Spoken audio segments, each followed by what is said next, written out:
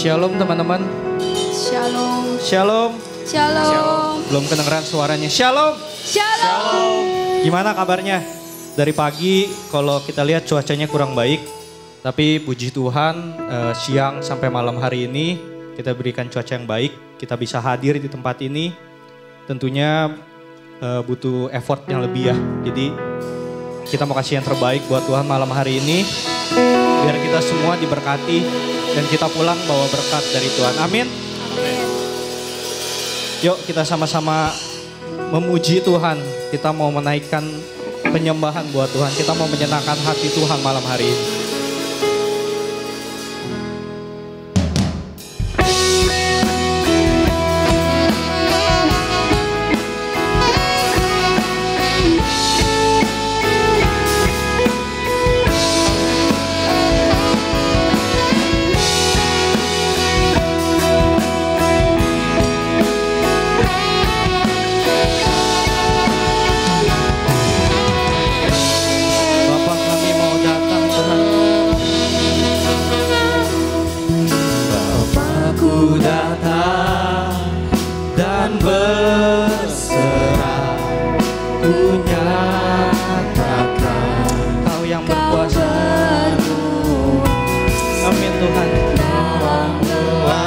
Setiap gelap kami setia, Kau cahaya hidupku.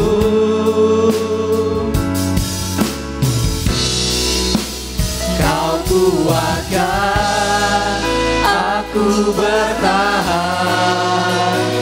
Kau harapan dalam kesesakan, Kau buktikan kesetiaan-Mu Tuhan, Engkau Allah Immanuel. Kita angkat pujian ini dari awal sekali lagi ya teman-teman. Bapa-Ku datang, Bapa-Ku datang dan menyembah, Ku nyatakan Kau yang bertahta dalam lemah, Kau sempurna, Kau cahaya hidupku. Kau kuatkan kami, Kau kuatkan aku bertahan, Kau harapan dalam kesesakan, Kau buktikan kesetiaan-Mu Tuhan, Engkau Allah Immanuel. sekali lagi Kau kuatkan. Saya undang jemaat boleh makin berdiri. Kita sembah Tuhan malam hari ini. Sebab Dia yang berikan kita kekuatan. Kau selalu berikan Tuhan. Kesetiaan-Mu Tuhan, Engkau Allah Immanuel. Panggil Dia Immanuel.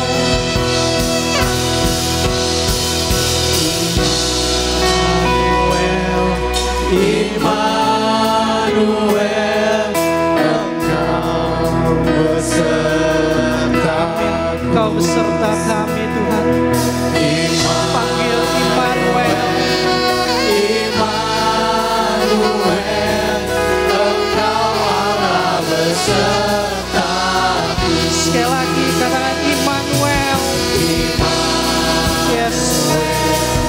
Immanuel, Kau beserta kami. Kau besertaku. Oh Immanuel.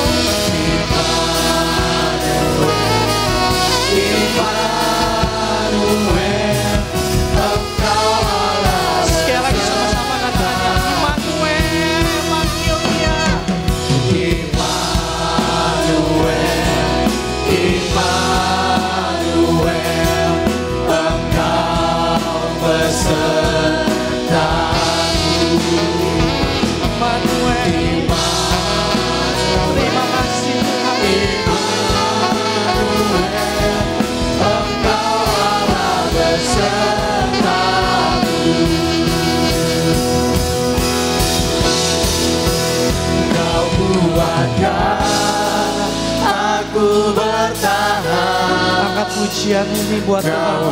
harapan dalam kesesakan. Kau buktikan Kau Tuhan buktikan kasih setiamu. kesetiaan-Mu Tuhan. Engkau Allah iman. Sekali lagi saya mau jemaat BSC aja yang naikkan pujian ini. Kau kuatkan aku bertahan. Yes, Kau kuatkan kami Tuhan. Dalam setiap hari-hari kami. Terima kasih buat kesetiaan Tuhan.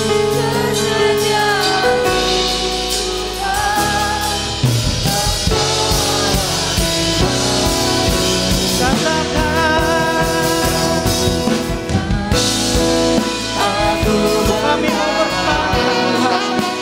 Kau harapan dalam kesesakan. Kau buktikan kesetiaan-Mu Tuhan. Engkau Allah Immanuel. Sekali lagi, mari sama-sama kita naikkan pujian ini, katakan Aku bertahan. kami mau bertahan Tuhan. Kau harapan Kau selamat kami dalam kesesakan. Kau buktikan kesetiaan-Mu Tuhan. Engkau Allah Immanuel. Kau ada Immanuel. Kesetiaan-Mu Tuhan. Engkau Allah Immanuel. Kau buktikan kami Kau buktikan kesetiaan-Mu Tuhan. Engkau Allah Immanuel.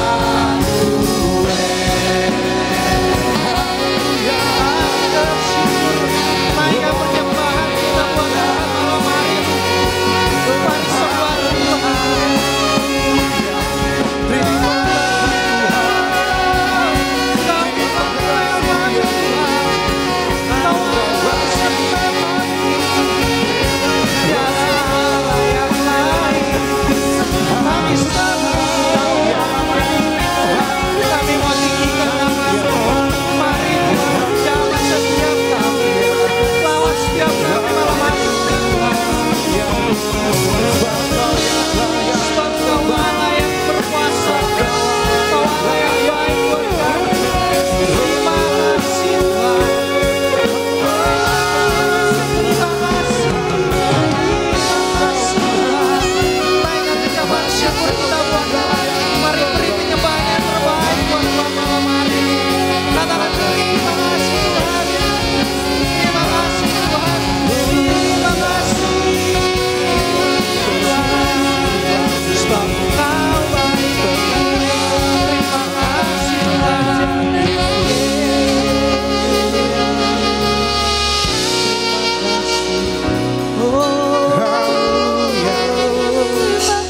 Terima kasih segala Tuhan. pujian bagi-Mu.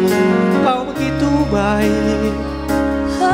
Kau teramat baik Tuhan.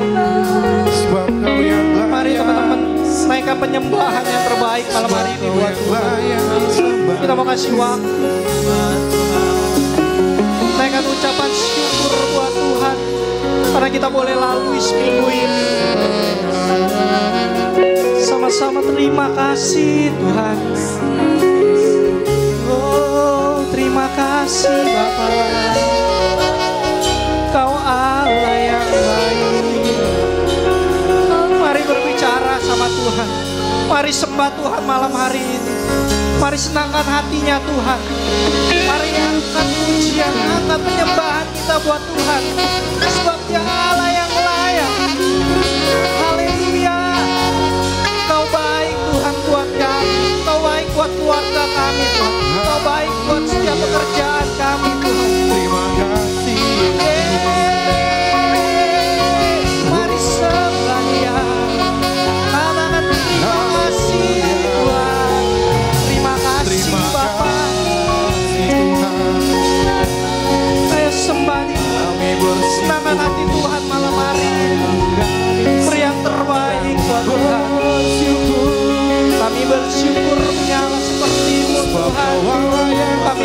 kurangnya Allah seperti terima kasih buat setiap kesetiaan Tuhan buat kami.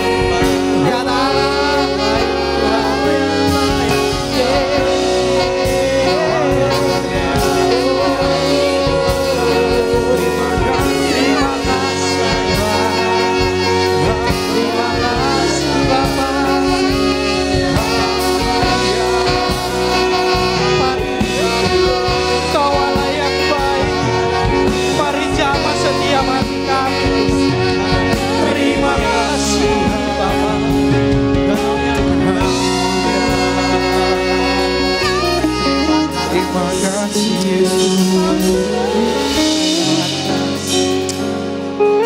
Terima kasih Tuhan.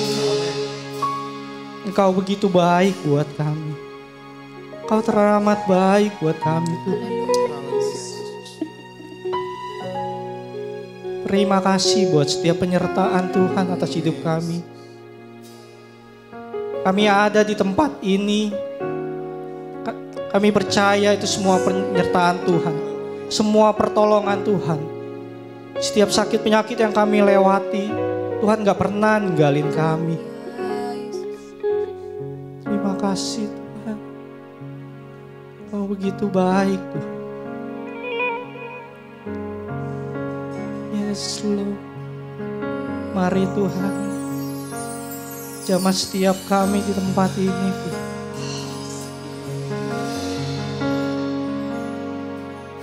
Kami mau beri yang terbaik buat Tuhan malam hari ini. Kami mau mengucap syukur sama Tuhan. Tuhan sudah baik buat kami.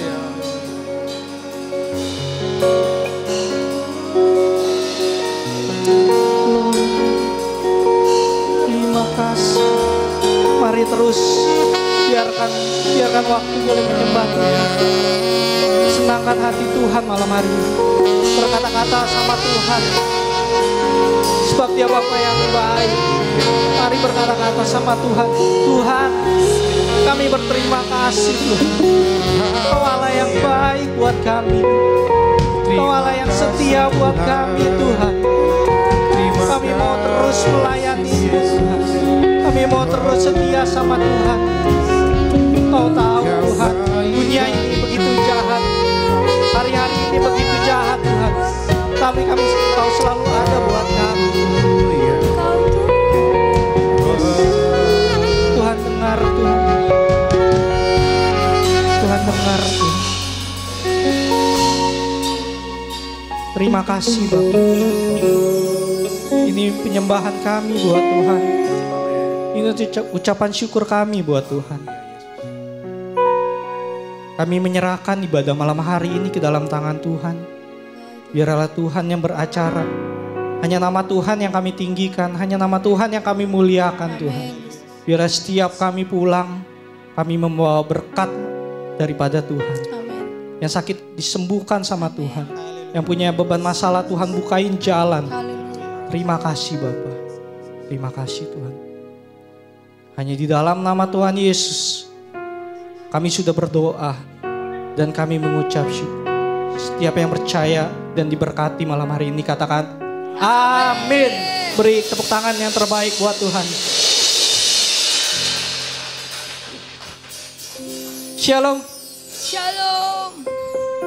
Pas mulai masih sepi ya saya lihat, tapi semakin malam kita boleh sama-sama memuji Tuhan. Amin. Kita mau meninggikan Tuhan. Kita mau beri yang terbaik buat Tuhan. Amin. Amin. Kita gak mau malu-malu buat kasih yang terbaik buat Tuhan. Oke? Kita mau angkat pujian. Nyatalah janjimu. Yuk, beri yang terbaik. Tepuk tangan semua.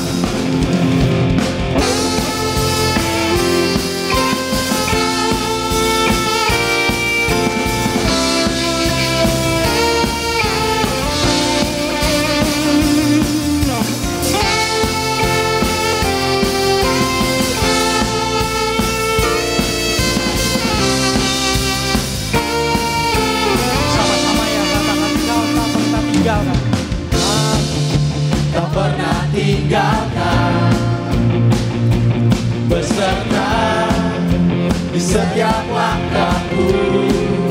Sebab kau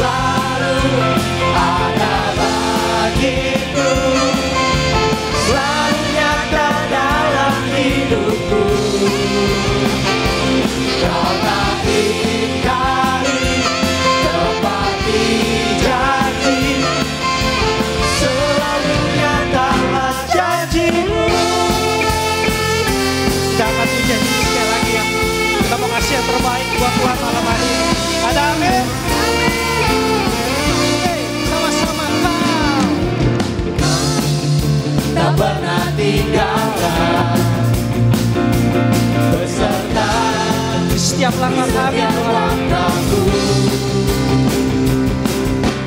Kau selalu perhatikan seluruh kehidupan. Kita sama-sama angkat tangan, katakan. Kau Allah pelindung, kepastian hidupku. Kau Allah pelindung kami Tuhan. Kau Allah pelindung, Yes.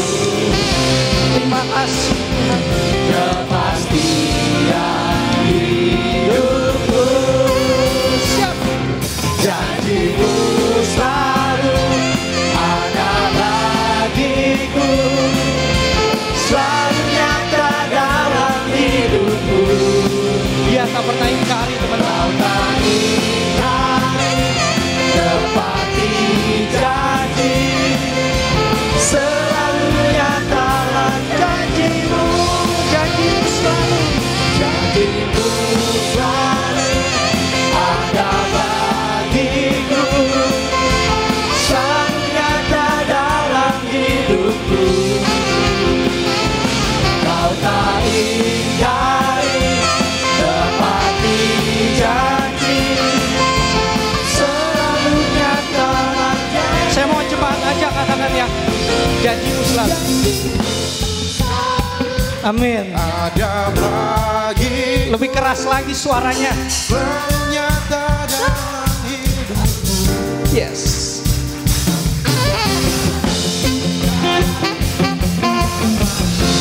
Janji selalu nyatalah janjimu. Janjimu selalu ada bagiku, selalu nyata dalam hidupku. Kau tak ingkari, tepati janji, selalu nyata janjimu.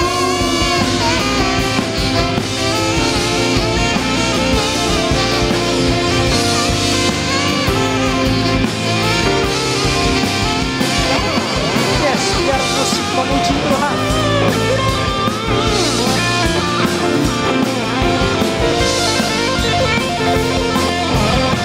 Kita mau sama-sama naikkan pujian ini ya. Janjimu selalu ada bagiku, selalu nyata dalam hidupku.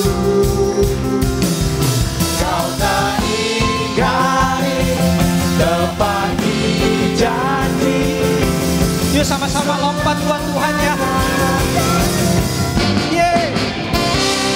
Janjimu selalu ada bagiku, selalu nyata dalam hidupku.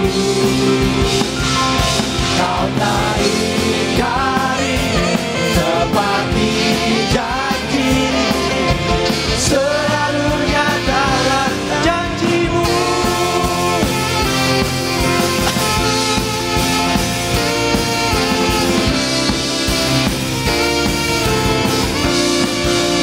Yeay. Beri tepuk tangan yang terbaik buat Tuhan. Oke, boleh silakan duduk teman-teman. Kita mau kasih yang terbaik buat Tuhan. Karena saya tahu gak semua atau mungkin kita capek dari pagi sampai siang sore. Tapi kita mau datang ke tempat ini. Sayang banget kalau kita gak kasih yang terbaik buat Tuhan. Kita juga pulang mau dapat yang terbaik dari Tuhan. Amin. Kita mau siapin hati. Kita mau dengar firman Tuhan. Biar Tuhan berbicara buat setiap kita di tempat ini. Kita sama-sama naikkan pujian ini teman-teman.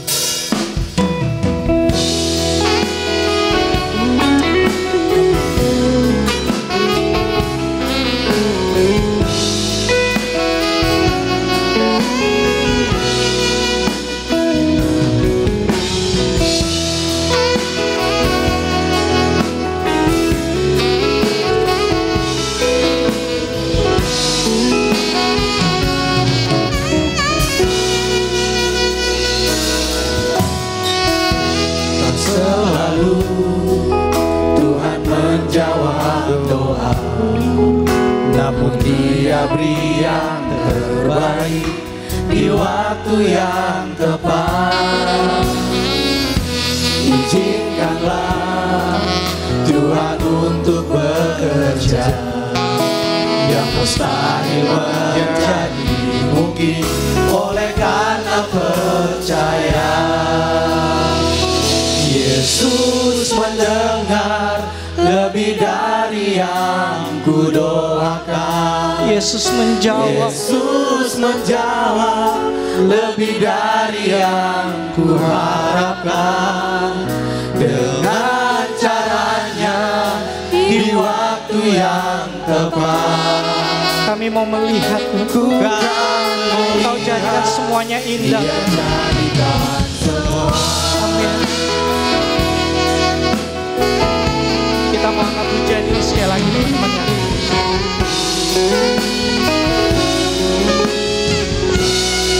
Tak selalu Tuhan menjawab doa, namun Dia beri yang terbaik di waktu yang tepat. Mari izinkan Tuhan untuk bekerja. Izinkanlah Biar Tuhan yang bekerja, karena waktunya Tuhan waktu yang terbaik buat kita. yang mustahil menjadi mungkin oleh karena percaya. Yesus mendengar lebih dari yang kudoakan. Yesus menjawab lebih dari yang kuharapkan. Dengan caranya di waktu yang tepat. Bukan melihat Dia jadikan Sama-sama sekali katakan Yesus mendengar.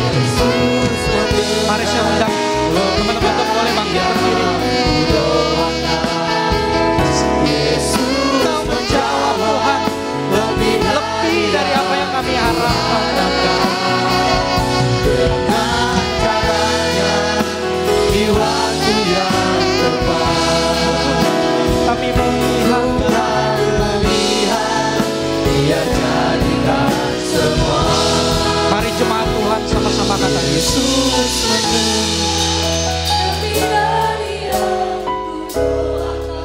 Tuhan dengar setiap pujian kita malam hari ini. Tuhan selalu ngejawab setiap doa kita. Tapi dengan caranya Tuhan, dengan waktu yang tepat. Amin. Sekali lagi ya, sama-sama. Yesus mendengar. lebih dari yang Terima kasih Tuhan. Tuhan selalu mendengar setiap jeritan hati kami. lebih dari yang kuharapkan. Dengan caranya di waktu yang tepat. Bukan melihat Dia jadikan semua. Mari teman-teman sama-sama katakan Yesus mendengar. Yesus mendengar lebih dari yang kudoakan. Yesus menjawab lebih dari yang kuharapkan. Dengan caranya di waktu yang tepat. Kami melihat Tuhan. Bukan melihat Dia Sama-sama katakan Yesus mendengar. Saya serahkan kepada Yesus. mendengar lebih dari yang kudoakan. Yesus menjawab lebih dari yang kuharapkan.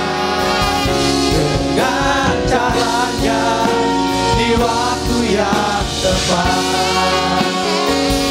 Bukan melihat Dia jadikan semua. Bukan melihat Dia jadikan semua. Bukan melihat Dia jadikan semua.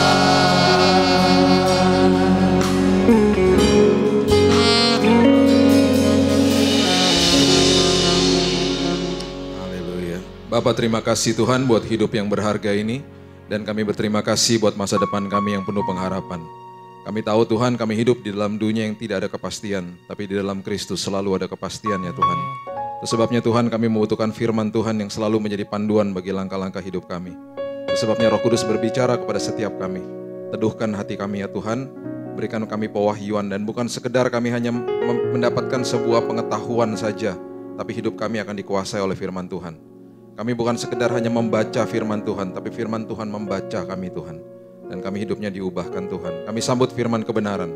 Di dalam satu nama yang indah, Yesus Kristus Tuhan dan Juru Selamat kami berdoa dan mengucap syukur. Kita sama-sama katakan, amin, amin, amin, haleluya. Silakan duduk. Shalom.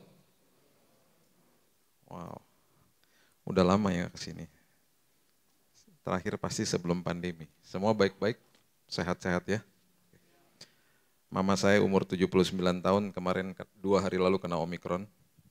Dan ada jenis Omikron yang menyerang pencernaan. Jadi dia muntah-muntah dan harus dilarikan ke rumah sakit. Tapi puji Tuhan hari ini udah oke. Dia nggak mau, pertama dia tinggal sebelah rumah saya bilang, ayo mah ke rumah sakit aja. Biar dirawat bisa dikasih elektrolit gitu ya, karena nggak bisa makan dia. Pertama nggak mau.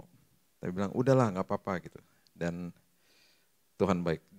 Diberikan kamar yang baik, diberikan dokter yang baik dan langsung hari ini sudah jauh lebih baik. Oke, kita buka sama-sama dari 2 Petrus pasal yang ketiga ayat 17 dan 18. Ada sebuah tema yang luar biasa yang diberikan tentang kasih di tempat ini. Kita harus saling mengasihi sama seperti Kristus mengasihi kita. Dan kalau bicara soal kasih itu sangat mudah dan kita mungkin udah bosen kali ya. Karena dikatakan orang Kristen harus mengasihi dan seterusnya dan seterusnya. Dan kita juga harus paham bahwa kasih itu adalah keputusan bukan perasaan. Semua yang ada di dalam 1 Korintus 13 ayat 4-7 dimulai dengan kasih itu sabar. Dan semua definisi daripada kasih adalah sebuah keputusan. Lawan daripada semua definisi kasih itu kalau dibalik semuanya adalah perasaan. Sabar lawannya tidak sabar. Tidak sabar itu perasaan. Mau tidak sabar gampang ke Indomaret aja. Nongkrong ngantri sebentar aja pasti nggak sabar.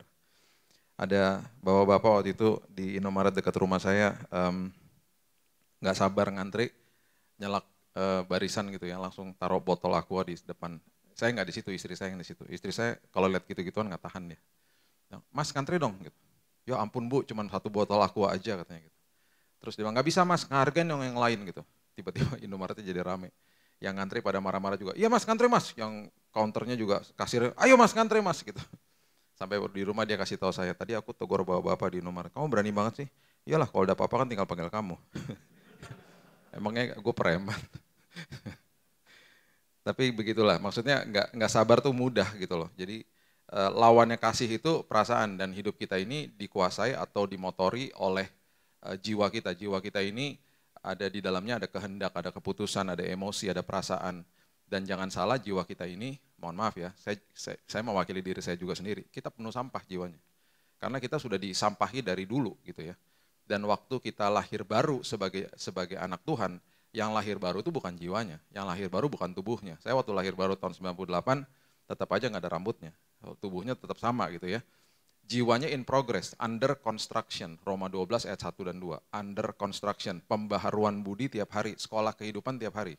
Yang lahir baru itu rohnya lahir baru. Jadi ketika rohnya lahir baru, kan dia masih muda banget ya, tahun 98 waktu roh saya baru lahir baru di dalam Kristus, jiwa saya kan udah tua. Umurnya udah lebih tua daripada rohnya. Nah kalau saya nggak paham dan saya terus-terusan kasih makan jiwa saya dengan sampah, lambat laun mana bisa saya dipimpin sama roh hidupnya. Karena rohnya nggak dikasih makan. Jadi harus dikasih makan rohnya dan harus bertumbuh di dalam Tuhan. Kalau enggak kita mau ngomongin kasih lah, mau ngomongin segala macam nggak akan bisa lah. Bagi kita menjadi sesuatu kebodohan kita belajar ya. Karena segala apapun yang kita tidak ngerti, kita tidak pahami, jadi kebodohan bagi kita ya. Coba kita lihat 2 Petrus 3 ayat 17 dan 18. Tetapi kamu Saudara-saudaraku yang kekasih, kamu telah mengetahui hal ini sebelumnya.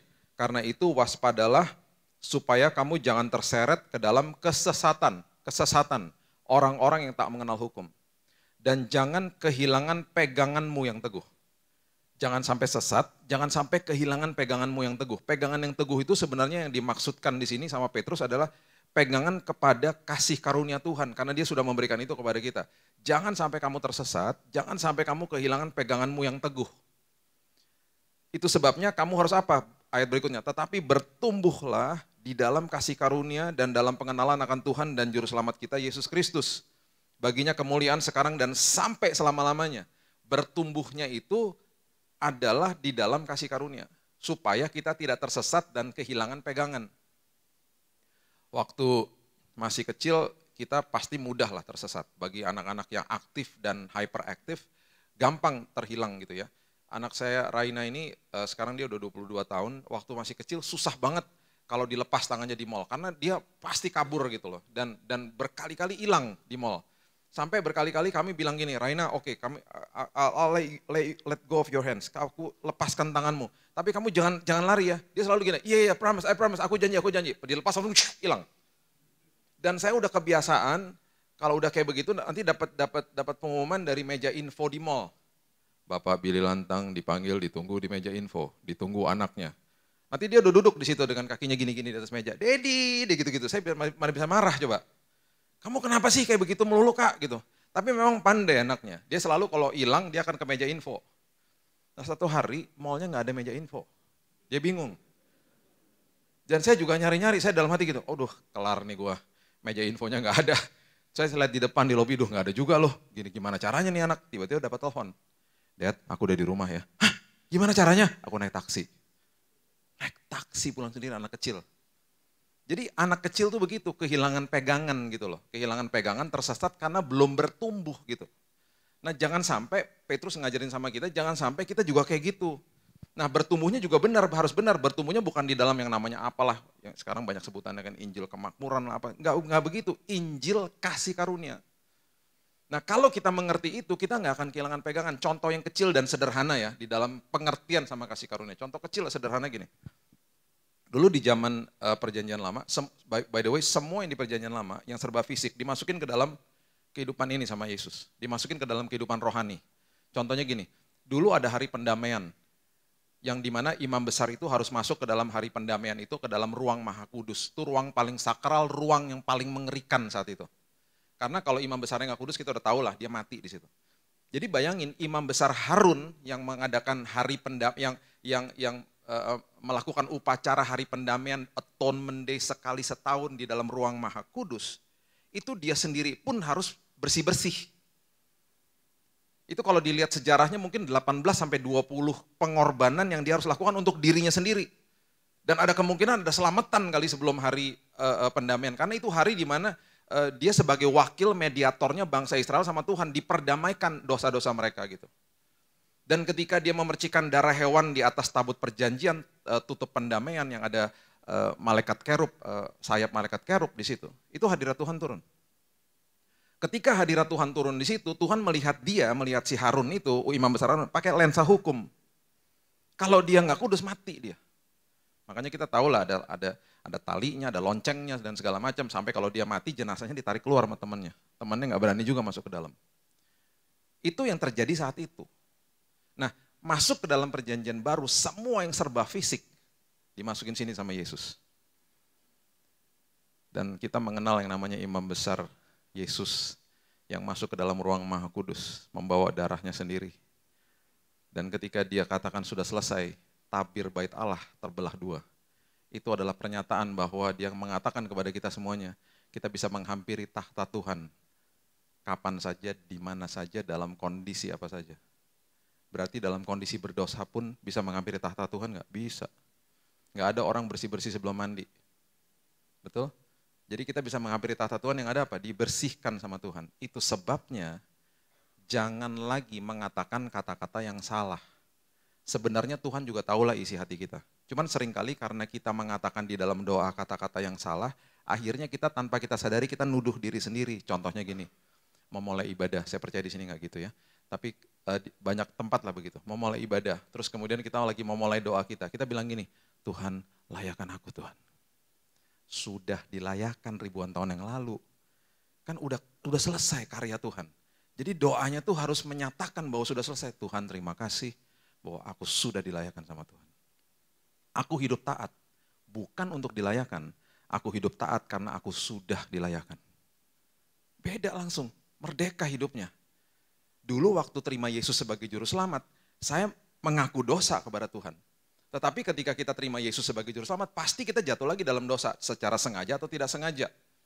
Waktu jatuh dalam dosa, doanya sepatutnya. Mau doa tetap minta ampun juga oke lah gitu. Tapi saya nggak gitu. Kalau sampai jatuh, saya bilang ini, Tuhan terima kasih bahwa aku sudah diampuni sama Tuhan. Akhirnya orientasi pemikiran saya adalah karya Kristus, salib Kristus. Besoknya saya nggak mau buat dosa lagi. Tapi orang yang orientasi kepada dosanya terus minta ampun, lama-lama terbelenggu terus sama dosanya. Paham ya? Jadi ini namanya yang dikatakan bertumbuh di dalam kasih karunia. Supaya kamu nggak tersesat, kamu nggak kehilangan pegangan gitu loh maksudnya. Nah itu sebabnya di Amsal 20 coba lihat, Amsal 20 ayat yang kelima. Amsal 20 ayat yang kelima. Firman Tuhan katakan begini. Ini seringkali ayat ini ya mungkin dihotbahkan dalam konteks purpose, tujuan gitu ya. Nggak apa-apa juga sih, cuman artinya bukan itu sebenarnya. Amsal 20 ayat 5 mengatakan begini, rancangan di dalam hati manusia itu seperti air yang dalam. Rancangan itu berarti firman yang pernah dibagikan, yang kita pernah dengar dan kita pernah lihat, yang sudah ke-download ke dalam hidup kita. Makanya dikatakan seperti air yang dalam, sudah terbenam di dalam hidup kita nih. Firman-firman yang kita udah dengar ya.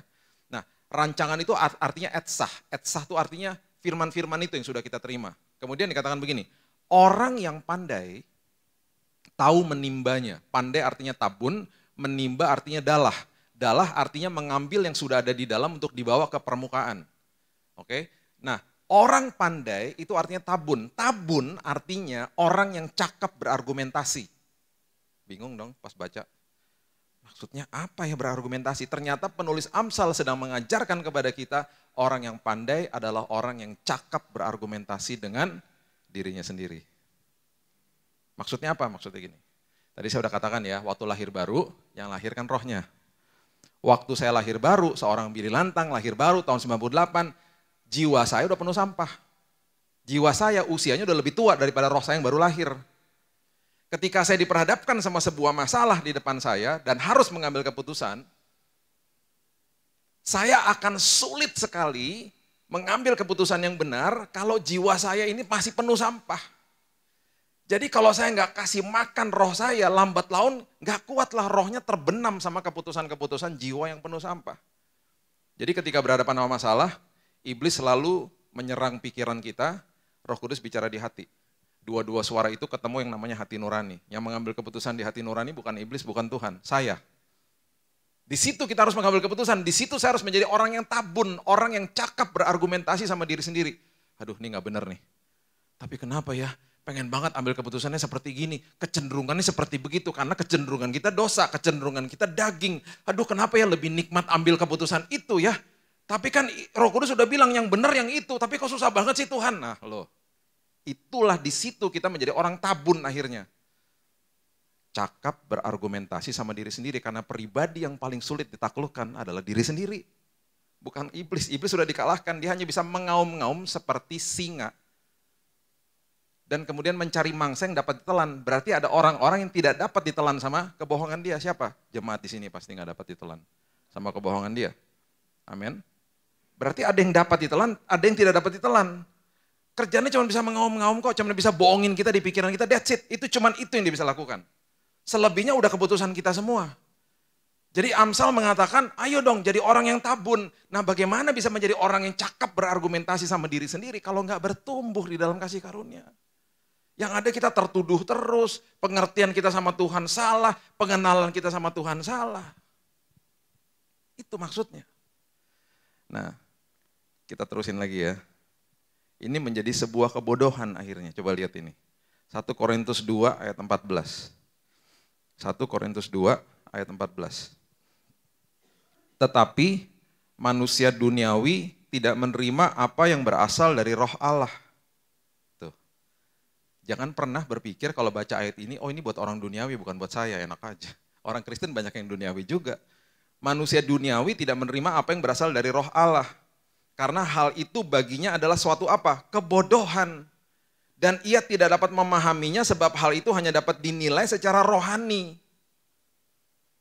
Jadi apa yang ada di dalam jiwa kita yang penuh sampah itu, kalau kita nggak paham sama kebenaran firman Tuhan yang dinilai secara rohani itu kebodohan bagi kita. Jiwa kita nih akan bilang gini, enak aja, nggak mau ah, masa kayak gitu sih? Saya 2 tahun terakhir ini melayani banyaklah jemaat sama ada beberapa hamba Tuhan yang jatuh dalam dosa.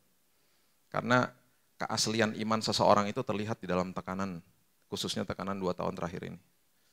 Dan yang menyedihkan bagi saya adalah ketika saya bilang gini sama seorang istri atau seorang suami saya sama istri saya.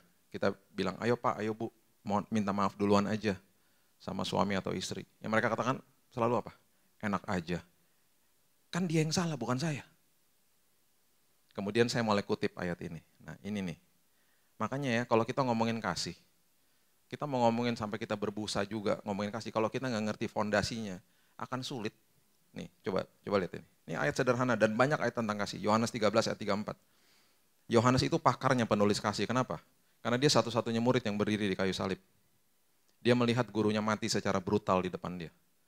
Murid-murid yang lain kabur. Yang satu menjual Yesus, yang satu menyangkal. Cuman dia yang memberanikan diri berdiri di depan kayu salib. Sampai dia dititipkan ibu Yesus sebelum Yesus meninggal. Sebelum Yesus mati di kayu salib. Jadi dia menulis bukunya. Kalau mau pelajarin tentang kasih, bacalah kitab-kitab yang ditulis sama Yohanes. Ada 5 kitab, bacalah 4 kitab itu. Di mana dia tulis tentang kasih yang luar biasa. Karena dia melihat sendiri kasih yang dahsyat itu mati di kayu salib depannya dia. Jadi penulisan dia berbeda. Dia makanya tidak dinamakan synoptic gospel. Matius, Markus, Lukas itu sinoptik. Injil yang serupa penulisannya. Dia tidak gitu. Dia nggak pernah mulai dari kelahiran Yesus. Dia mulai sesuatu pawahyon yang luar biasa ditulis di Yohanes 1 ayat 1. Pada mulanya adalah firman. Dia menulis sesuatu yang terjadi sebelum kejadian 1 ayat 1. Karena pengertian dia dalam luar biasa. Sampai kita mengenal Yohanes 3 ayat 16. Ada cerita tentang Nikodemus. Dia tulis dari angle yang berbeda. Itu Yohanes. Makanya dia tulis begini. Yohanes 13 ayat 34. Aku memberikan perintah baru kepada kamu. Yaitu supaya kamu saling mengasihi. Terus dia ini dikasih standarnya sama kita. Sama seperti aku telah mengasihi kamu, demikian pula kamu harus saling mengasihi. Jadi waktu saya jelaskan kepada suami atau istri itu untuk minta maaf kepada suami atau istrinya juga, waktu mereka bilang nggak bisa Pak, kan dia yang salah, saya bilang gini, Bu, Pak, Bapak atau Ibu harus memaafkan dia, harus mengampuni dia sama standarnya seperti Kristus mengasihi Bapak dan mengampuni Bapak. Bukan sama seperti pasangan Bapak atau Ibu mengasihi kamu, bukan. Standarnya itu. Nah, bagi orang yang nggak ngerti tentang ini atau sekedar hanya baca aja, menjadi sebuah kebodohan. Kebodohan. Makanya kalau baca firman jangan cuma baca. Baca firman itu harus bilang gini, Tuhan aku mau firman baca aku. Supaya kita benar-benar ngerti, iya ya aku harus begini. Makanya ketika Yesus ngajarin apa, kamu mau jadi terbesar, jadi hamba. Terus waktu dia bilang jadi hamba, paradoks kan, paradoks sama sesuatu yang diajarkan juga, kamu adalah imamat rajani. Maksudnya apa? Kok satu sisi harus jadi hamba, satu sisi harus jadi imamat rajani. Dan dikatakan di ayat yang mengatakan tentang imamat rajani untuk memberitakan perbuatan-perbuatan dia yang agung, yang luar biasa. Maksudnya ternyata adalah hatinya hamba, perilakunya rajani. Jangan dibalik. Kalau dibalik jadi kesombongan. Luarnya hamba, dalamnya rajani. Pas ketemu sama orang yang nyebelin kita gini, belaga-belaga baik-baik. Iya, oh iya, makasih ya. Pas udah lewat, dasar botak nyebelin banget loh gitu. Itu rajani hatinya. Kalau kita ngerti bahwa hatinya hamba dan perilaku rajani, nggak akan ada orang Kristen yang memberikan silent treatment kepada siapapun yang pernah melukai hatinya dia. Nah lo, jadi besok kalau di mall ketemu sama orang yang pernah nyakitin kita, tegur duluan. Tegur duluan. Tapi dia nanti buang muka Pak, biarin. Mas, Mbak, om, tante. Terus dia buang muka, gitu. Jangan terpengaruh, biarin aja. Elus aja dada, emang kesel sih mungkin ya, gak apa-apa. Aduh. Nanti abis dia buang muka, terus kita ketemu temen nih, yang sama-sama kenal sama tuh orang. Jangan digosipin. Udah abis kita dibuang muka, terus kita lagi janjian nih sama temen yang kenal juga sama tuh orang, yang tahu kita punya masalah sama tuh orang. Wah, itu pengen ngucap dong di sini. Lu tahu nggak? Barusan gue ketemu dia. Hah, oh iya, terus gimana tuh? Gue tegor cuy, gue tegor. Gue dibuangin muka. Serius lo? Iya, gila tuh orang tuh. Gue gak akan lagi kayak begitu. Udah jadi gosip deh langsung. Itu orang memang yang pantesan hidupnya begini. Gue gak ditegur. Gak ada rendah hatinya tuh orang sama sekali. Percuma dia ke gereja. Gosip langsung. Pas ketemu sama teman yang sama-sama kenal, udah mau ngucap, inget firman ini. Lu kenapa sih? Ntar gue ngopi dulu deh, jangan ngobrol dulu deh. Ada apa sih? Gak apa-apa, gue lagi teduhin hati gue aja. Ada apa sih? Gak apa-apa. Itu berat banget loh. Karena kan kita pengen curhat sama dia langsung. Perilakunya rajani, hatinya hamba. Itu akan diuji tuh di momen-momen kayak begitu. Saya disamperin sama teman saya. Yang kita sama-sama kenal teman yang lagi ngawur lah hidupnya gitu. Terus saya mulai dipancing-pancing sama dia. Karena saya baru ketemu sama itu orang. Dipancing untuk gosip. Karena dia juga pengen tahu, kepo lah, biasa lah. Saya cuma bilang gini, udahlah lo gak usah tanya-tanya lah. Lo doain aja. Kita semua punya salah lagi, udahlah lo doain aja. Gak usah diomongin, gak penting tau gak? Bilang gitu. Ngomongin yang lain. Seringkali kita harus mengambil keputusan kayak begitu loh. Itu namanya saling mengasihi sama seperti Kristus mengasihi saya. Dan seringkali kita harus mengambil keputusan-keputusan yang sulit seperti begitu. Makanya saya selalu paling gak setuju kalau orang Kristen memberikan silent treatment kepada siapapun. Mendiamkan seseorang. Habis ini dia nyebelin pak. Dia ngelukain hati saya. Ya elah. Semua ya yang pernah ngelukain hati kita, ingat sama karya Kristus di kayu salib. Dia masih bisa bilang begini, Bapa ampuni mereka karena mereka tidak tahu apa yang mereka perbuat. Dia dalam casingnya manusia loh. Dalam perasaannya manusia. Nggak sebanding sama kita. Makanya dia bilang apa? Jadilah orang yang memiliki hati hamba. Perilakunya rajani supaya pemberitaan tentang aku dikenal sama orang lain. Orang yang tidak mau tegur kita balik itu, dia baru mendapatkan sebuah pemberitaan firman Tuhan atas hidupnya. Itu maksudnya. Jadi hal-hal yang kita nggak pahami jadi kebodohan. Contohnya nih ya, contohnya. Saya nggak ngerti dunia lukisan. Jadi bagi saya dunia lukisan itu sesuatu yang saya awamnya, waduh bener nggak ngerti lah. Jadi teman saya waktu itu bilang ngomong gini, Bill, lo tau gak nih harganya 1 M. Serius loh, 1 M. Dalam hati saya gini, gue juga bisa buat kayak gitu cuman coret-coretan doang. Cuman coret-coret terus dia bilang, ini ada maknanya, coba lu lihat lebih dalam. Itu ada maknanya, artinya begini-begini. Saya lihat lebih dalam lagi, pusing tau gak? Abstrak doang, cuman coret-coretan. Itu kayak cat tumpah tau gak? Saya bilang gitu. Terus tau gak, menjadi kebodohan bagi saya ketika dia bilang gini, itu udah ada yang beli 1 M. Beli? Lukisan kayak gini dibeli 1 M? Kebodohan karena apa? Nggak paham. Sama aja nih kalau saya cerita tentang hobi saya, kalau nggak paham. Saya kolektor pesawat terbang. 350 pesawat terbang saya punya. Mainan, jangan kaget. Kayak banget, betul. Mainan. Saya suka dunia aviasi, saya kalau nggak jadi, udah nggak hamba Tuhan, mungkin saya udah jadi pilot kali. Saya punya sertifikat terbang untuk dari Boeing. Saya pernah datang ke pabriknya Boeing. Saya masuk ke dalam untuk lihat turnya di dalam. Saking sukanya. Kalau nggak pandemi kemarin saya udah ke Toulouse, France tuh ke pabriknya Airbus. Suka banget saya hunting gitu-gituan. Dan saya kalau misalnya ada delay pesawat di Terminal 3 kan kacanya besar tuh di Soekarno-Hatta. Saya nggak masalah, I get my coffee, beli roti, duduk di depan kaca yang gede, tuh liatin pesawat turun naik, terapi banget bagi saya. Hatinya teduh banget. Bagi orang kebodohan kan. Lu kok nggak kesel Bill? Delay berjam-jam gak apa-apa. Yang penting pesawat naik, tetap naik turun, gue gak masalah. Kalau di runway-nya sepi gak ada pesawat, nah gue bete tuh. Sampai-sampai saya bisa lihat pesawat dari bawah dan saya tahu tuh pesawat apa. Ini barusan lagi on the way ke sini, saya kontak-kontak sama teman pilot saya. Bill, kapan lu main-main ke flight simulator gue? Nah. Ntar kalau saya udah kasih tau tanggalnya, tanggal segini ya Cap, saya panggil dia Captain. Cap, dia masih aktif soalnya. Oke, nanti gue off deh hari itu, lo main ke jadi ke flight simulator Boeing 737 kita terbangin pesawat berdua sama dia. Saya diajarin cara-caranya. Saking sukanya, nih, ini sisi yang mungkin banyak yang gak tahu kan.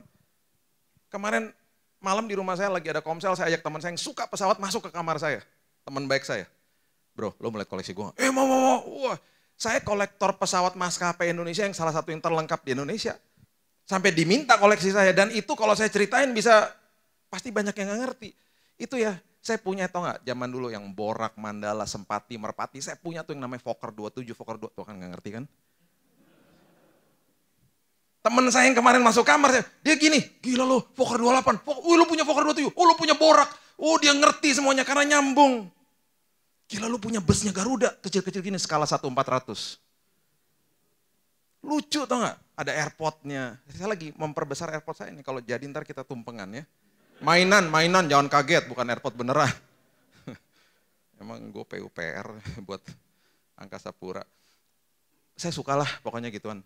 Dan itu ya kalau dibeli ya, itu di belakangnya tulisan PK registernya. PK tuh kayak plat mobil B itu berarti dari Jakarta.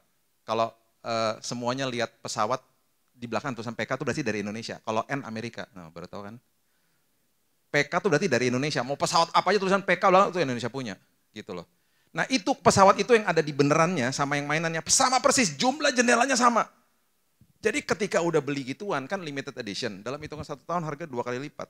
Jadi investasi tau gak? Jadi kalau istri saya suka marah-marah, banyak banget sih pesawat.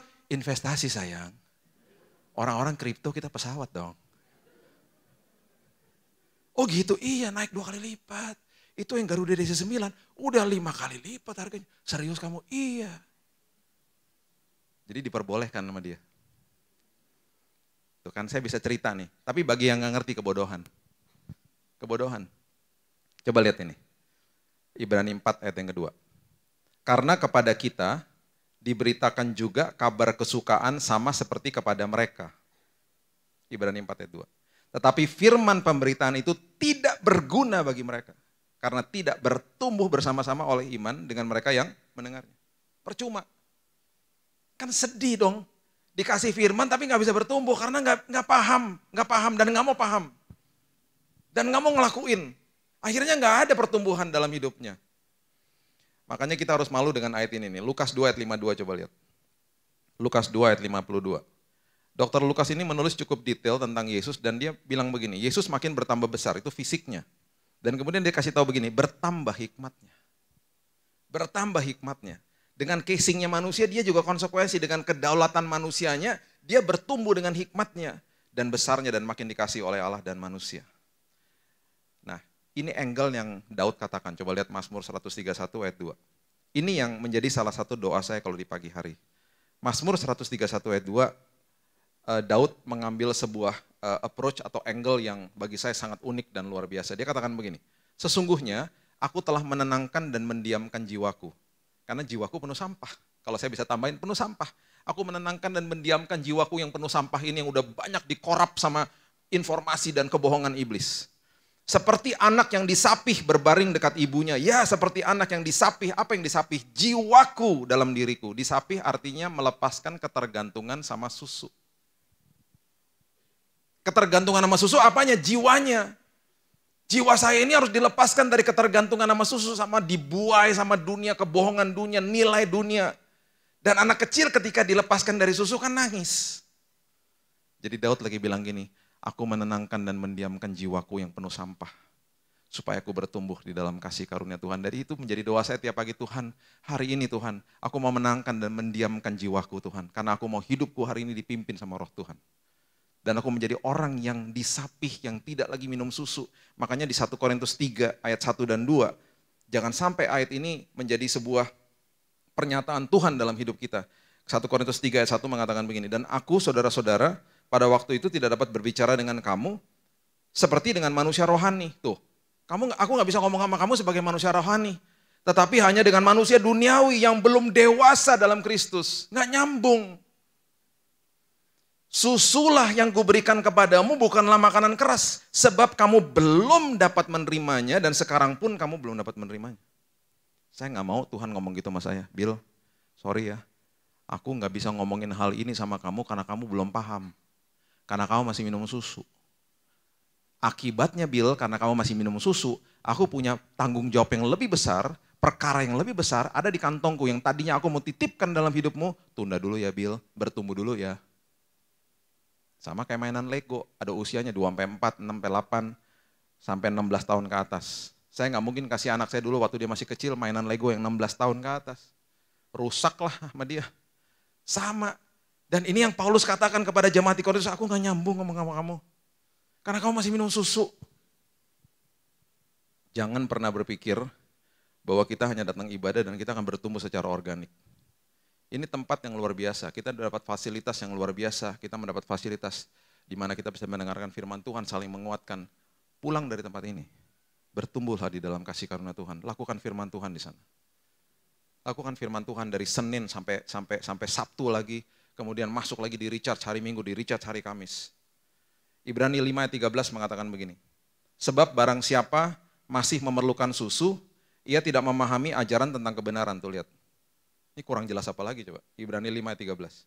Barang siapa masih memerlukan susu, tidak memahami ajaran tentang kebenaran, sebab ia adalah anak kecil. Anak kecil, jelas firman Tuhan katakan ini. Saya akan tutup dengan 2 ayat terakhir ini ya. Ini perbedaan yang luar biasa ketika orang bertumbuh di dalam kasih karunia. Kejadian 3 ayat 10 coba lihat. Kejadian 3 ayat 10. Ia menjawab, ketika aku mendengar bahwa engkau ada dalam taman ini, aku menjadi takut. Ini ketika manusia jatuh dalam dosa ya. Karena aku telanjang. Jadi ketika manusia dibuka sama Tuhan, manusia di sini menggunakan kata telanjang di sini, sebab itu aku bersembunyi. Takut ketika jatuh dalam dosa, takut gitu ya. Perhatikan apa yang terjadi ketika kita sekarang dibuka juga sama Tuhan dan kelihatan dosa-dosanya. Coba lihat Ibrani 4 ayat 12 dan 13. Itu sebabnya saya selalu mengajarkan orang tua, jangan ngajarin generasi berikutnya, generasi lebih muda, orang yang kamu mentor, apalagi anak-anakmu dengan cara hukum Taurat. Dengan cara hukum Taurat itu begini. Anak siapa kamu? Anaknya bingung, ya anak elu kok nanya gimana sih?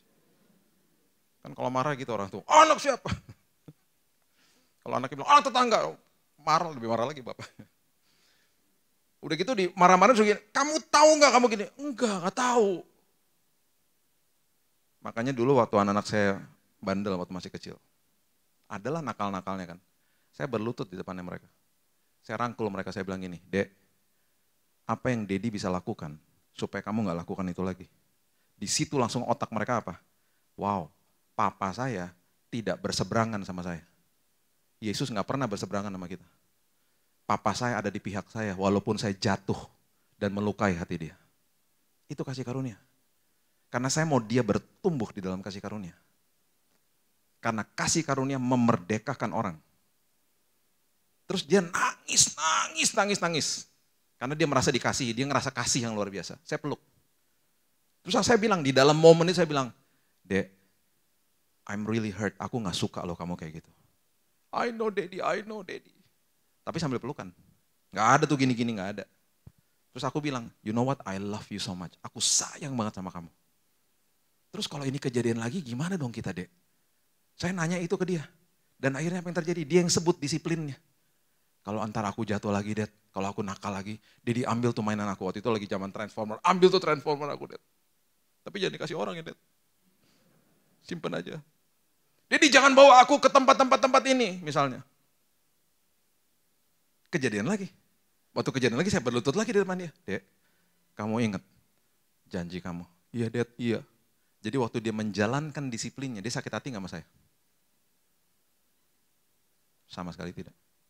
Dan satu hari ketika saya sama istri saya nggak di rumah, Mbak di rumah bilang gini, Pak, itu anak belajar on time begini segala macam. Mereka tidak nakal, bukan karena mereka ketakutan sama orang tuanya, tapi karena mereka hormat sama orang tuanya. Itu pertumbuhan di dalam kasih karunia. Itu yang Yesus hadir untuk kita itu. Dia nggak pernah marah sama kita. Tapi bukannya berarti kita mempermainkan kasih karunia. Karena selalu ada akibat dosa. Akibat dosa bukan kutuk, bukan tuduhan dari dia. Dia nggak berikan penyakit, dia nggak berikan kecelakaan, tidak. Tapi ada akibat dosa ada. Saya punya teman yang terlibat dalam kehidupan homoseksual, bertobat terima Yesus, diampuni ribuan tahun yang lalu bahkan. Tapi karena dia melewati lifestyle seperti begitu, sekarang dia mengidap AIDS. Apakah itu hukuman Tuhan? Bukan, itu akibat dosa. Karena itu ulah yang dia lakukan. Apakah Tuhan sanggup menyembuhkan? Sanggup. Dia lagi berdoa, dia lagi berobat, dia berdoa. Tuhan sanggup menyembuhkan? Sanggup. Itu loh. Jadi jangan salahin Tuhan, jangan bilang gini, aduh tadi pagi ya, gue gak berdoa. Tiba-tiba kecelakaan. Jadi orang langsung mikir gini, jadi karena gak berdoa, Tuhan kasih kecelakaan buat lo. Kan ngawur langsung pikirannya gitu loh. Aduh, gue bolong-bolong doanya makanya gue sakit. Nah, aduh. Saya kena cancer tahun 2019. Dan saya bilang gini sama istri saya, sayang, jangan mempertanyakan Tuhan. Karena dia sempat berdoa begini, Tuhan kenapa suami saya yang udah bertahun-tahun melayani Tuhan, kok kena penyakitnya? Jangan sayang, kita ngucap syukur, kita hidup di dalam dunia yang sudah jatuh, dunia yang sudah jatuh dalam dosa. Penyakit bisa terjadi sama siapa aja. Kita berdoa dengan iman, Tuhan sembuhkan. Jadi jangan pertanyakan Tuhan, maju dengan ucapan syukur. Itu saya pastiin di awal. Karena naluri manusia biasalah langsung begitu. Ya, paham ya? Ibrani 4 ayat 12 coba lihat. Sebab firman Allah hidup dan kuat dan lebih tajam dari pedang bermata dua manapun. Ia menusuk amat dalam sampai, ini luar biasa, memisahkan apa? Jiwa dan roh. Firman Tuhan tuh memisahkan jiwa dan roh, dikasih pertimbangan nih loh. Jiwa kamu yang penuh sampah ya, ini roh ya. Ini kamu ambil kebenaran, ini dipisahin nih. Nih biar kamu tahu ya gitu. Kalau apa? Kalau kita membiarkan firman baca kita. Dan jangan pernah berpikir gini, aduh aku ngerasa tertuduh nih. Rasa tertuduh, rasa dihakimi itu bukan dari Tuhan. There is no condemnation dalam Tuhan. Yang ada Roh Kudus harusnya menginsafkan kita. Jadi semua suara-suara yang begitu dihilangin, disingkirin. Enggak, ini bukan dari Tuhan.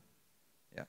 Dan katakan begini, sendi-sendi dan sumsum, ia sanggup membedakan pertimbangan dan pikiran hati kita. Dan tidak ada satu makhluk pun yang tersembunyi di hadapannya sebab segala sesuatu telanjang dan terbuka di depan mata dia. Dan kepadanya kita harus memberikan pertanggungan jawab. Telanjang artinya trakelizo, dibuka sampai kelihatan dalam-dalamnya. Saya berdiri di depan sini bukannya saya udah paling bertumbuh, paling hebat, enggak. Saya juga ngalamin pertumbuhan dan saya harus bertumbuh, kita semuanya bertumbuh dalam Tuhan. Tahun lalu saya mengalami momen ini, momen trakelizo, di mana saya dibukain sama Tuhan. Tahun lalu itu kan sekolah masih online ya. Jadi anak saya sekolah online, anak saya yang kedua nih masih online juga sekolahnya. Kedua anak saya tuh paling benci banget sama pelajaran namanya matematika. Sampai mereka pernah bilang gini, siapa sih yang ciptain matematika? Kurang kerjaan tuh orang.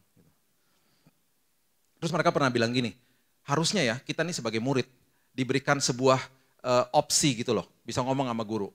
Saya udah ngerti perkalian, pembagian, tambahan sama pengurangan. Udah cukup, yang lainnya saya nggak butuh. Kan udah cukup, Dad. Ya iya sih, yang lainnya kita nggak pakai. Tapi kan yang lain ada yang pakai, ya tapi kan aku enggak. Aku harusnya memiliki opsi dong, bilang sama dia, cita-cita aku misalnya ini, aku gak butuh yang lain. Algebra segala macam yang mumet tuh gak usah belajar.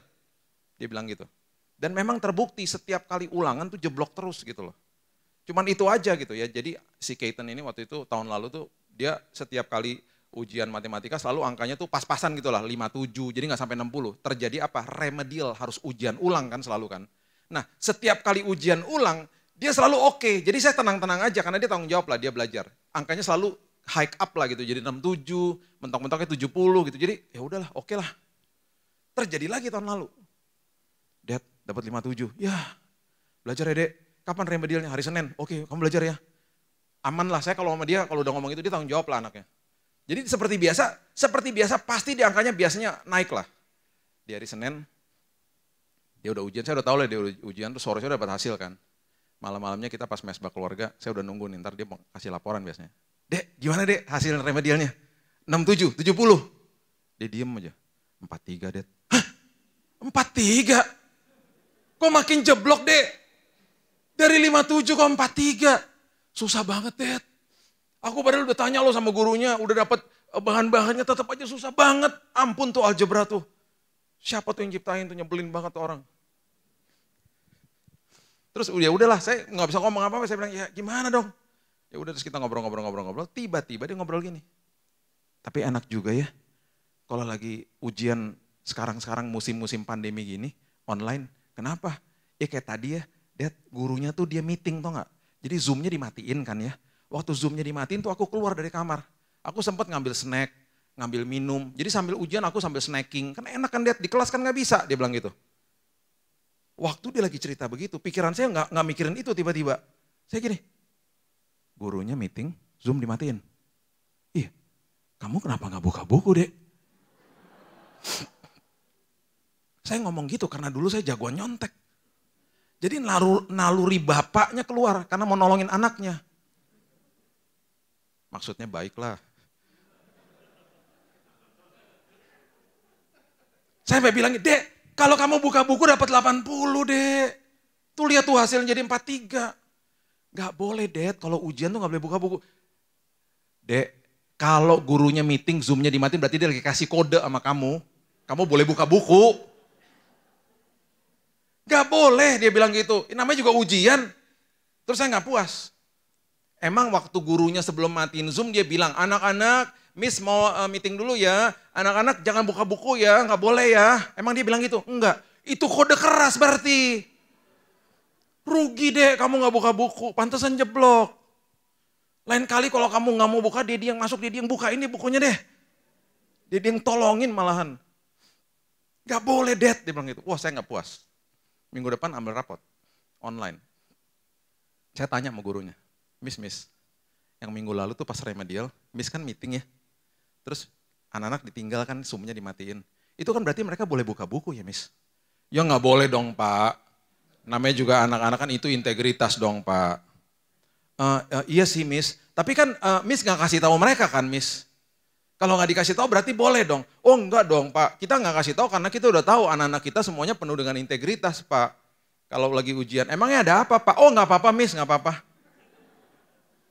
Saya jadi malu sendiri, apalagi lebih malu lagi ketika dia nanya gini, Pak kapan lagi khotbah di sini Pak? Nah loh.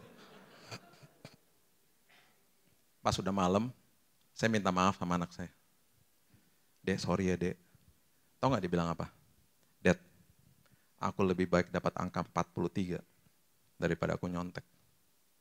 Istri saya lewat, rasain lo. Emang enak jadi sama Tuhan. Ngajarin anak nyontek-nyontek aja. Saya mengalami momen trakelizo di situ, dibukain sama Tuhan. Apakah saya rasa tertuduh? Dihakimi sama Tuhan? Tidak. Saya rasa ada suara Roh Kudus bilang, Bill, bertumbuh di dalam kasih karunia. Bukannya berarti status kamu udah hamba Tuhan, umur kamu udah lebih tua, kamu bapaknya dia, kamu mentang-mentang udah begitu, kamu udah bertumbuh. Tidak, kamu belajar dari anakmu tuh. Bertumbuh di dalam kasih karunia. Berarti apa? Tiap hari ada kesempatan kita bertumbuh, bertumbuhlah dalam kasih karunia. Supaya tidak tersesat, tidak kehilangan pegangan. Ketika kita ngerti itu, baru kita bisa mengasihi orang lain. Hal-hal seperti itu tidak menjadi kebodohan lagi bagi kita. Amin. Berikan tepuk tangan kita untuk Tuhan kita.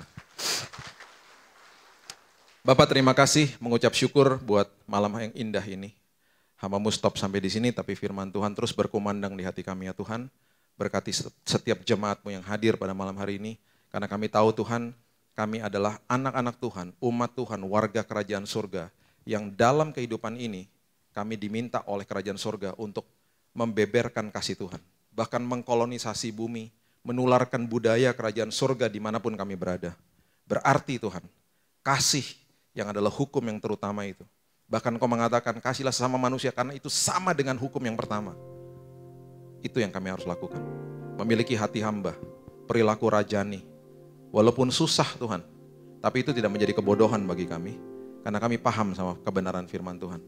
Dan terlebih lagi karena kami bertumbuh di dalam kasih karunia Tuhan. Dan kami tidak tersesat, tidak kehilangan pegangan.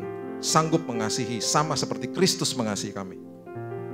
Meteraikan firman ini ya Tuhan, karena kami adalah pribadi-pribadi yang juga sudah dimeteraikan oleh Roh Kudus dalam hidup kami. Terima kasih Bapak, biarkan firman Tuhan bukan sekedar kami baca saja, tapi juga membaca hidup kami. Sehingga kami juga disadarkan bertumbuh di dalam Tuhan. Terima kasih Tuhan, hanya di dalam satu nama yang indah, Yesus Kristus Tuhan dan Juru Selamat kami sudah berdoa dan mengucap syukur. Kita sama-sama katakan, amin. God bless you. Terima kasih buat Kak Billy, buat firman-Nya. Kita semua diberkati malam hari ini, amin. Saya mau baca pengumuman. Seluruh informasi BIC tetap akan disampaikan melalui WA Group dan juga sosial media BIC. Buat sosial media BIC yang tertera di layar Instagram, YouTube, dan Facebook. Oke, untuk minggu depan kita akan belajar tentang keuangan, teman-teman. Mungkin 2 minggu lalu ada kendala, jadi diundur.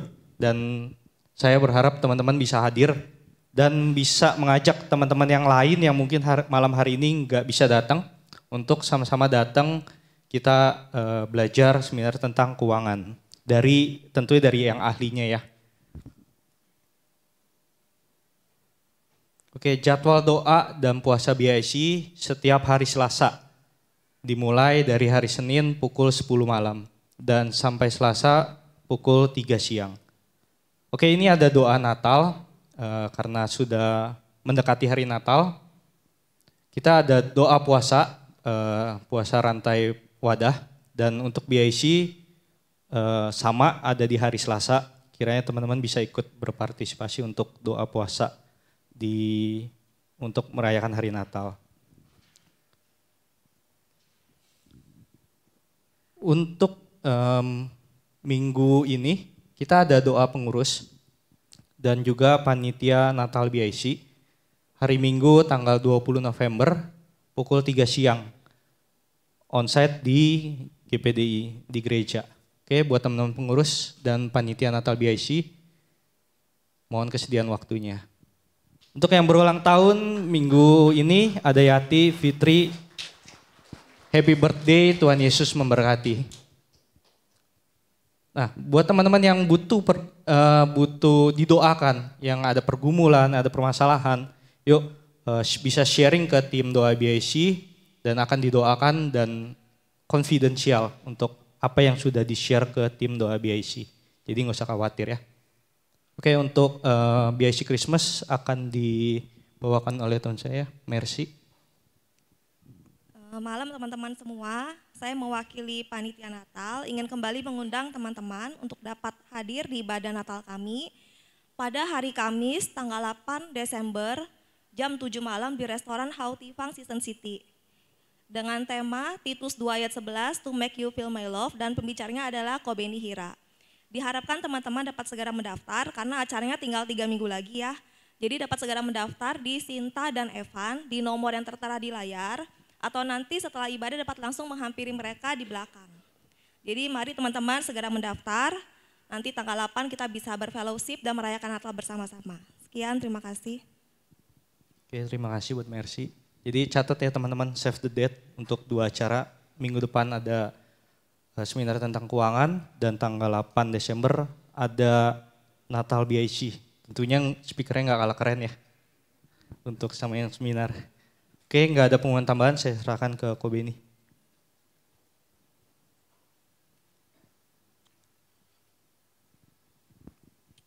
Haleluya. Diberkati ya firman Tuhannya. Ya, sekali lagi Pastor Billy Lantang, terima kasih atas kesetiaannya. Sudah lama memang ya. Memang agak sedikit kurus ya. Iya, sama seperti saya kurus. Kurus terus. Oke, saya rasa tidak ada pengumuman lagi. Kami berharap semua, sudah berapa orang yang daftar untuk Natal?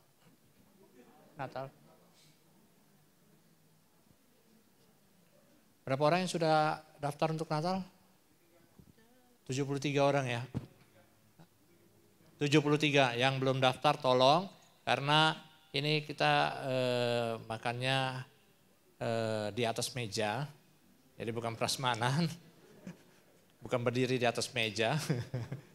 Jadi tolong kerjasamanya untuk daftar segera supaya kita bisa pastikan berapa meja yang akan kita booking gitu loh. Kita sudah reserve 12 meja, tapi kalau kita bisa extend ke 14. Jadi tolong yang belum daftar silakan daftar segera supaya kita panitia bisa dengan cepat ya. Dan saya minta tolong juga karena saya memulai kebiasaan baru untuk selesai ibadah, saya akan berdiri di pintu untuk menyapa teman-teman semua. Jadi saya berharap dengan kerendahan hati yang bagian sebelah sana kalau mau pulang, mampir dulu ke sana biar saya bisa nyapa. Kalau mau pulang lewat sana boleh, ke sana dulu terus baru ke sana lagi. Boleh silakan, nggak ada masalah. Ya Dio ya, Jadi bisa sapa sama saya ya Angel ya gitu loh. Baru pulang sana lagi. Saya rasa tidak ada lagi, mari kita akhiri ibadah Saya kita. undang Jipanto bangkit berdiri. Wagem nanti silakan Wagem. Yesus mendengar lebih dari yang kudoakan. Yesus menjawab lebih dari yang kuharapkan. Dengan caranya di waktu yang tepat, Tuhan melihat, Dia jadikan semua. Panggil Dia Yesus. Yesus mendengar lebih dari yang kudoakan. Yesus menjawab lebih dari yang kuharapkan. Dengan caranya di waktu yang tepat, Tuhan melihat, Dia jadikan semua. Haleluya. Allah Bapa kami dalam surga, kami datang lagi kepadamu mengucapkan syukur dan terima kasih atas kebaikan-Mu di mana Engkau telah memimpin kebaktian BSI pada hari ini. Terima kasih Bapa atas pimpinan-Mu. Terima kasih Roh Kudus atas kebaikan-Mu di mana Engkau yang telah memimpin juga ya Bapa. Kami dapat mendengarkan firman-Mu. Biarlah firman-Mu itu dapat tertanam dalam kehidupan kami dan dapat kami terapkan dalam kehidupan kami masing-masing.